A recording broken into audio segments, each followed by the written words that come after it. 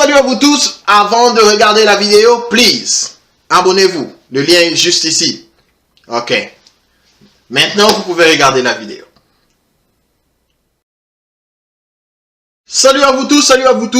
Enfin, Félix Tshisekedi, président de la République démocratique du Congo. Officiellement, il a prêté serment aujourd'hui. Vous pouvez voir les photos. C'était direct en face à face avec Kabila, qui, vous savez qu'officiellement, les deux personnes ne sont pas affichées en public jusqu'à ces jours. Mais aujourd'hui, c'était vraiment officiel. Ils étaient là tous deux afin de sceller cette passation de pouvoir pacifique pour la première fois depuis l'indépendance du pays en 1960. C'est vraiment un jour historique pour le Congolais. Le Congolais marque cette journée comme étant le début d'un espoir nouveau. J'espère que Félix Tshisekedi sera réceptif à cette espérance qui est née dans les chefs de Congolais. Je crois que tout le monde espère à ce que son avènement vienne avec beaucoup de changements profonds et des réformes qui ont tendance à booster le développement de ce pays qui a longtemps rampé dans la misère, dans la pauvreté. Le peuple a tellement souffert que tout le monde espère à ce que cette fois-ci, c'est une opportunité de emmener ces pays-là vers de l'avant. Et nous espérons tous que cette prestation de serment aujourd'hui marque le début d'un travail différent qui amènera un renouveau dans la gestion, dans l'intégrité, même dans l'honneur de celui qui est congolais. Vous savez que le Congolais,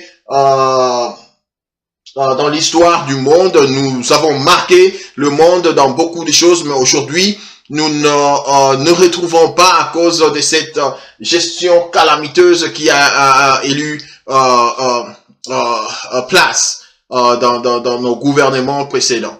Alors, ce gouvernement doit venir avec une autre idée, une autre idéologie, une autre façon de gérer, de façon que tout le monde, main dans la main, puisse booster le développement de ces pays. En attendant, en République démocratique du Congo, où aujourd'hui, le président Félix Antoine Tshisekedi a prêté serment et il y a eu une passation de pouvoir pacifique, si nous pouvons le dire ainsi. C'était la première depuis que ce pays a accédé à l'indépendance. Vous savez que le premier président Kasavubu a été démis de ses fonctions dû à un coup d'état militaire. Et puis il y a eu Mobutu qui a régné pendant 32 ans et qui a lui aussi été démis de ses fonctions par une rébellion menée par Laurent Désiré Kabila, qui du reste est le père du président sortant, Joseph Kabila, qui a succédé à son père après un horrible assassinat de celui-ci, de ces derniers, Laurent Désiré Kabila. Alors, Joseph Kabila prendra les règnes de ces pays-là depuis janvier 2001.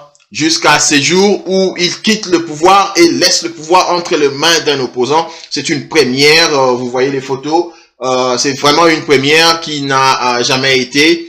Ça n'a pas été parfait, bien sûr, mais je crois que là, nous pouvons quand même nous faire des illusions que quand même Kabila a laissé le pouvoir à un opposant.